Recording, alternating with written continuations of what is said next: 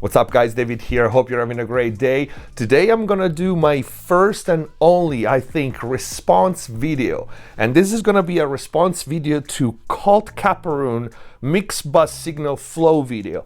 And I'm doing this because so many of you guys sent me so many messages about his video and what I think and some things he does. And just so we are clear, this is not gonna be a drama video. I like Colt, I think he's a super cool guy. This, if anything, wants to be an add-on of his very cool video and a different perspective that shows you, if anything, that there is no set in stone rule, especially when we talk about order of machines and order of signal flow, that it all depends on the material, on the song, on the taste of the engineer, on the methods, and also on the tools that we have. Because Colt has a cool collection of gear. Actually, I think I have probably 40-50% of what he has, but I also have other tools and other pieces of gear, and you will see that. That also dictates the choices that we make.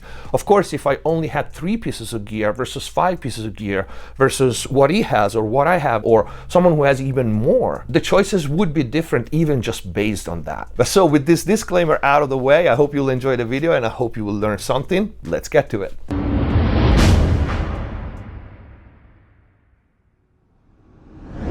Hello everyone, welcome back to MixBus TV. Hope you guys are having a great day. Before we start, check the info box down below for free plugin special discounts and offer. And if you want to book mix and mastering with me, go to the new website mixbustv.com. In there you will also find all the mix and mastering courses. And we have a special discount. Use code Black Friday 40% off everything that is on the website. If you want to access the exclusive in-depth mix and mastering videos here on YouTube, click the join button, become a MixBus TV member, access the library and get all the perks. And finally, if the videos are helping you, please consider using the super thanks or grab some merch. Let's get to it. All right, Colt's video is basically about the order of the processing that he does on his 2 bus. So EQ before or after compressor, saturation, stereo widening, and so on. And why he chooses that particular order. And this is going to be interesting because we have some things that we do the same, some things that we do the same but for different reasons, and some things that we do completely opposite. So we're going to go step by step, but first let's see Colt's 2 bus order, and then I'll show you mine. My mix bus is the SPL PQ, and then it goes to the SSL Bus Plus, and then it goes to my signature pre's for saturation and color, and then it goes to either the Rupert Neve Designs MBT or the Solid State Logic Fusion,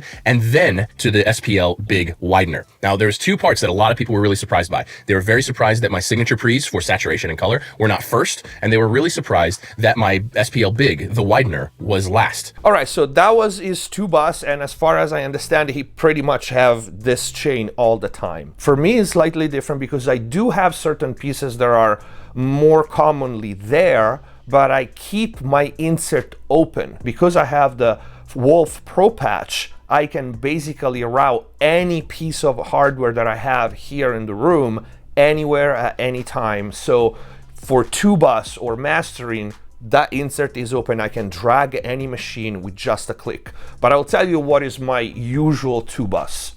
All right, my 2 bus starts with the Neve 542's tape emulators, and then I have the Analog Back Box HG2, and of course I don't use both of them at the same time. Sometimes I use one, sometimes the other. Rarely they can be both on at the same time, but maybe I only use the tape bump on the 542s and the saturation of this, or just the transformer. Anyway, then I go to the Fusion, but on the Fusion I don't use the drive, I don't use the EQ, I use the HF compressor for the most part. This is the only module that I use, and sometimes the stereo image. The main reason for the Fusion for me, besides the fact that I use the input and output to drive the signal coming in and the signal coming out to my printing converter, the Dangerous, it's because this insert is open. This insert is patched into the Wolf patch, right? So I can have everything that I want at this point in the chain. This one is hardwired, so my SPL PQ is hardwired to the insert. From the SPL, we go now to the West Audio Pandora multiband compressor,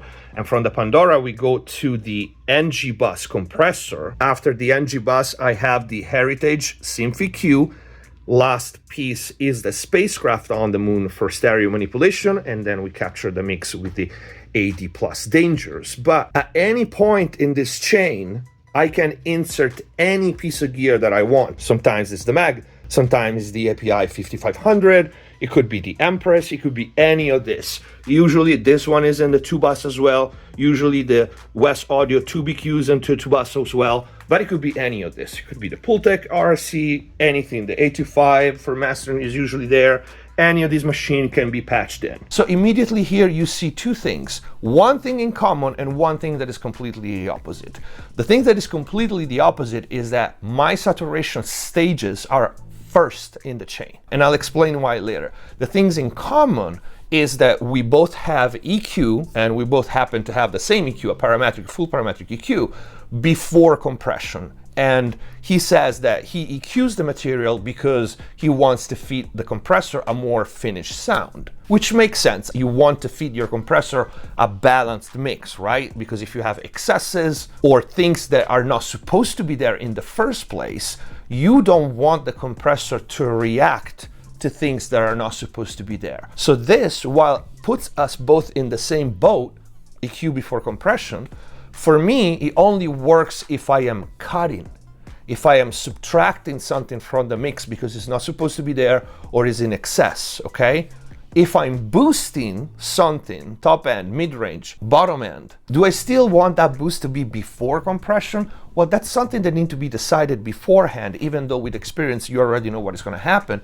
Because what it could happen is my boost could give me the tone that I like, but could end up over-triggering the compressor, making it not react the way I want, or it could somehow end up undoing or reducing the boost that I just did with my EQ. And that's the reason why my insert is open, because I usually have my first EQ to cut, my compressor, and that what we call a sweetening EQ after, which could be any of the EQs out here. And usually, especially two bus, I'm very, very conservative with EQ on the two bus. I never start my mix with EQ, and I only use it at the end if I feel I felt a little short on the top end or a little unbalanced on the low end, or maybe I need a little more mid-range. And the same for mastering. EQ is very conservative for me. So my sweetening EQ moves will never be 6 dB, will always be very, very subtle. At that point, I won't be concerned about what kind of dynamics the track will have after compression, because I'm already feeding the EQ a well-balanced, controlled track. So a click at the bottom and a click at the top, it won't change that balance. And at the same time, especially if we talk about a top lift, very common, right? What happens with compression is all compression, even the clean ones. And for example, I think Colt uses a Bus Plus, which it's right there, I have it too, which is very grabby. Even at its cleanest is a very grabby compressor. That's why I use the NG Bus on 2-bus. I park my Bus Plus on drums instead. Even clean VCAs tend to darken a little bit the top end. That's the nature of compression, okay? Or to reduce the perception of the shiny, airy top end. So I want that lift after, because it's not really gonna affect my dynamic, because I'm feeding my sweetening EQ a track that is well controlled. So I want, and same for the top end, so I won't have bass notes if I boost 60 hertz, right? With a Pultec, I won't have bass notes that pop out here and there because I'm feeding an already controlled track. So sweetening EQ after, that's the reasoning behind it. For a boost at the bottom instead, we have to consider that many 2-bus compressors, many compressors nowadays have an HPF filter. So we could make an argument, if I boost the low end and I don't want the compressor to overreact to it, I just engage the HPF filter, or I set the crossover frequency a little higher. But still, the result of a boost after compression sounds different. It doesn't matter if the compressor gets triggered by the low end or not. It sounds a little bigger, it sounds a little less choked. And sometimes we'll actually compensate for what the compression is doing. Usually I don't compress that much on my 2-bus, right? We're talking about 2-3 dB top if I'm using a VCA style compression. But if I'm using the 670, it's because I want the tube juice from it. It's a volume compressor, so I can push it really hard without the compression being obvious. And I like the color, it's thick, but it kind of rounds up the top end a little bit. So I might want to use the EQ to actually compensate for what the compression is doing to my track. And I want to re-inject a little bit of air in the track because I like how it sounds, I like the pump, I like the squeeze, but it darkened it too much. But like I said before, I am aware that I'm a spoiled brat and I can just patch in an EQ just for a click at 60K. If I only had one EQ, I would most definitely, most of the time, want to put it before compression. But this goes to show you that when you do this professionally, it's a whole different ball game. And that's why we need, well, at least I need, or I like to have so many options, because I never know what I'm about to mix, what I'm about to master. It could be ragged today and industrial tomorrow. And I never know what I want and what is gonna work best, because there's not one size fits all. Next thing is saturation. And here is where me and Colt are at the complete opposite side. He puts his saturation after EQ and compression. He uses his preamps, and then he's got another stage, which I'll touch on it later, while I put all my saturation stages first. And he himself says that a lot of people were surprised about it. Probably because of that. He gives his explanation as to why he does it. Let's take a look. Why I generally like saturation after compression. One is that the compressor is sculpting the transients in the way that I like. And then I want those sculpted transients to hit saturation just the way that I like them to, because saturation is going to squash and manipulate those transients. So I personally want my compression and the shaping of those transients to happen before saturation, so that way I have more control over the shape of them. And the second reason why I put compression before my saturation on my mix bus is because the compressor is going to reduce dynamic range. That will let that saturation unit see a more uniform, more even dynamic range, so it saturates more evenly. Because the wider the dynamic range of something, then the hottest parts, for instance, kick, snare, and vocal, are going to have much more saturation than the quietest parts. And I personally, when I'm setting up my chain, I want that to be in its final reduced range, not big spikes of saturation on kick and snare hits and significantly less saturation on the quietest parts or the parts in between kick and snare. This is the beauty of audio engineering. We have a reasoning and a thought process and a taste for vanilla and chocolate, and we have arguments for both, and they're both legit. So many things to unravel here. It might not seem like it, but there's so many points. I'm gonna try to make them all. All right, so first, I wish he was a little more specific when he talks about sculpting transients, right? Because this is a key point for me and for why I use the saturation as my first stage. Because having 0.1 attack on an SSL style compressor is much different type of sculpting than having 30 milliseconds attack, or usually my settings for 2-bus is 15 milliseconds attack. So my compressor on the 2-bus very rarely touches transients. I do not use my 2-bus compression to reduce the transients. I use my 2-bus compressor as glue. So 15 milliseconds, 20 milliseconds, 30 milliseconds attack.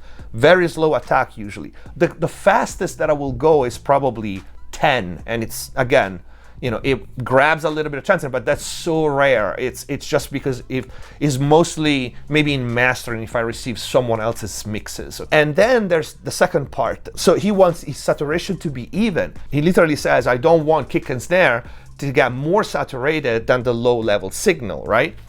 And that is exactly why I do put my saturation first. And see, this depends on two things. What kind of units are you using? I don't know the preamps that he uses, so I don't know what they do, right? I know they're colored somehow, and he says the saturation, he speaks generally, but obviously he probably refers to the pre's, do squash somehow the transient, right? Because here's the point. When I use saturation in this way, one of my main goals, especially with the HG2, is exactly that. Is reducing the nominal level of kick and snare, or peaks in general, so I have more density, I have a much better crest factor.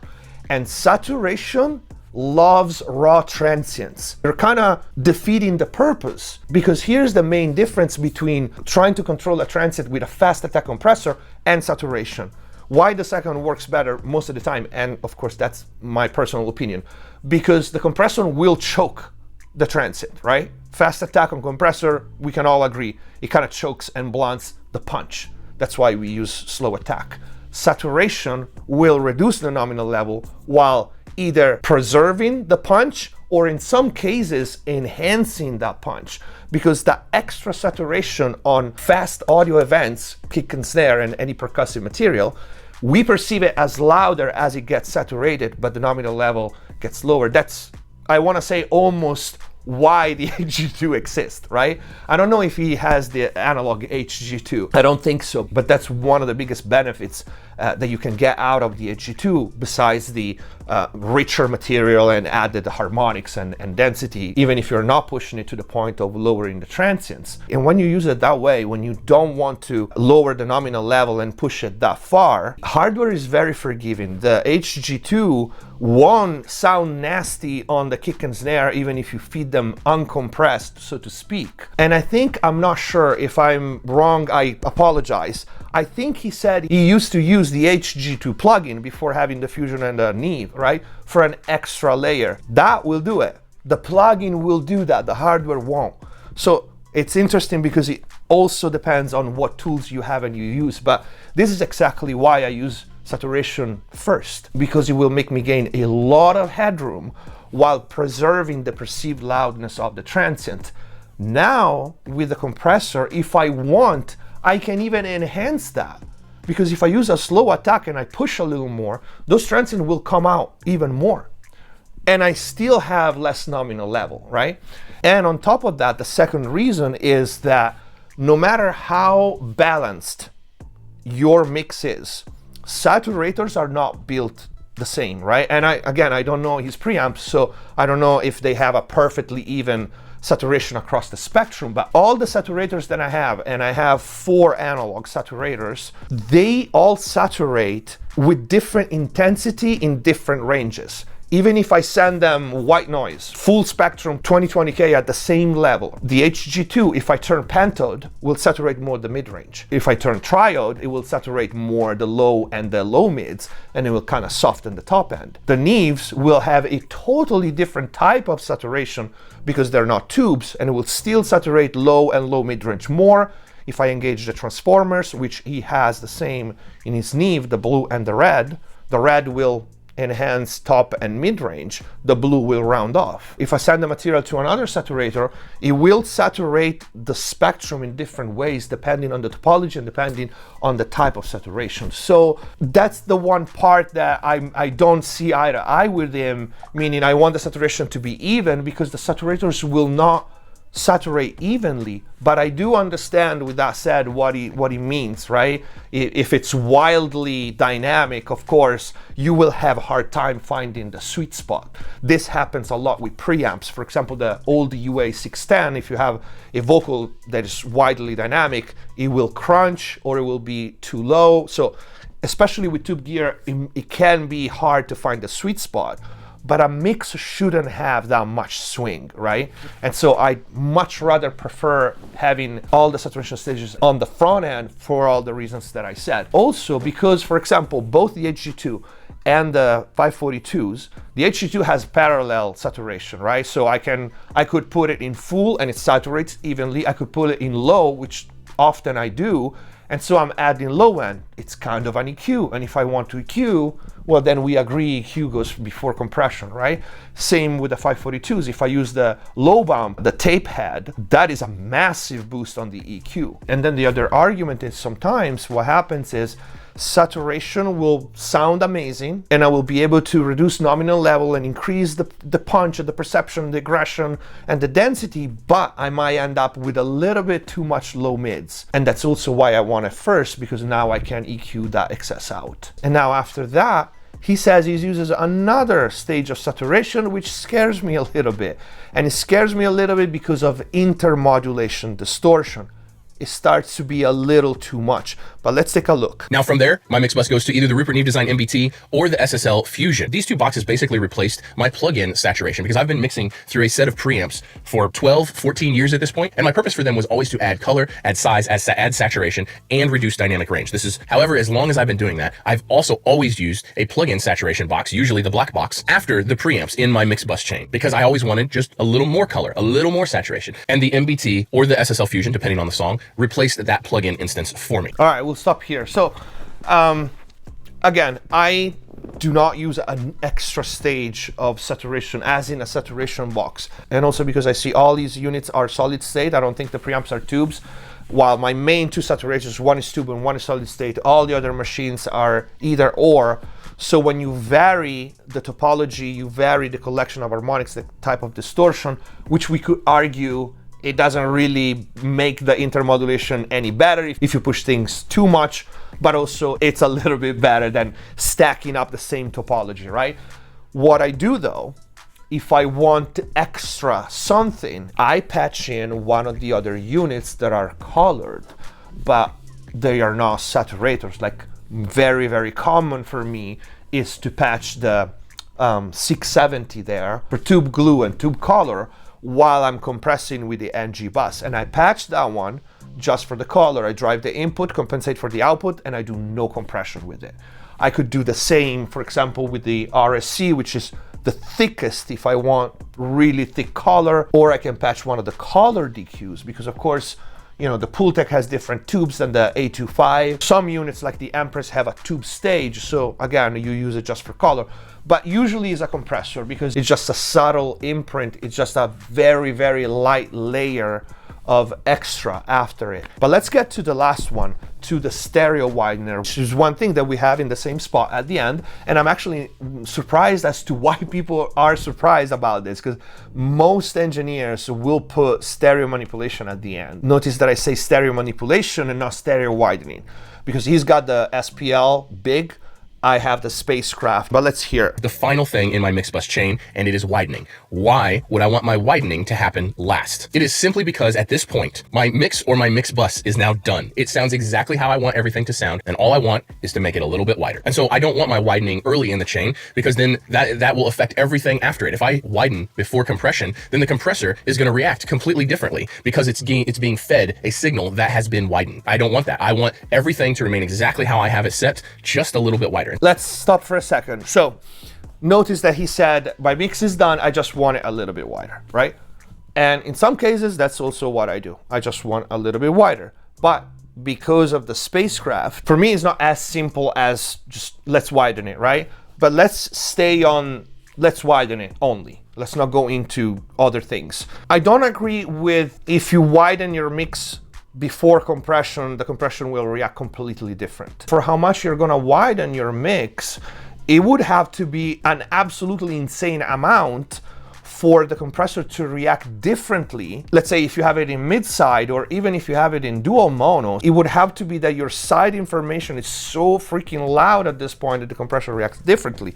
Because at the end of the day, especially if you have the compressor in stereo, it will mostly be triggered by the mono channel anyway. But there is a reason, and that's why it's interesting. There is a reason as to why you don't want the widener before compression. Because compression will, to some extent, some compressor more than others, kind of reduce the stereo image a little bit.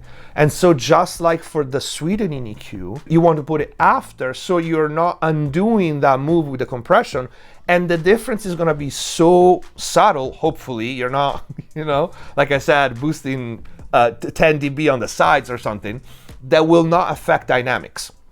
It really won't. It will not to any significant extent, right? We all put it at the end. I think the reasoning behind it between me and Colt is different, but that is it's so cool to, like, you know, have this kind of conversations. And the other thing in my case is this doesn't really happen in mixing, like, to be honest, but if I'm mastering someone else's mixes, I might have to do some more manipulation for the stereo imaging, which is not just widening.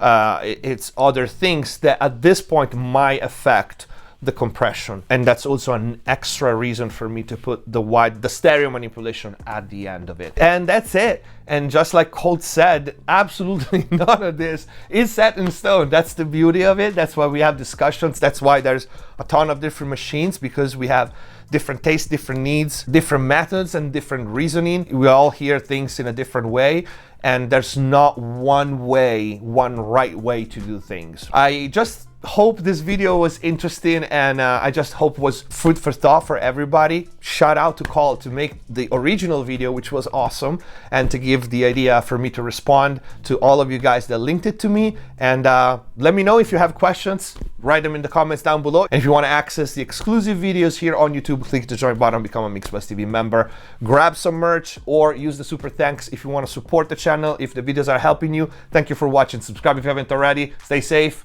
See you next time.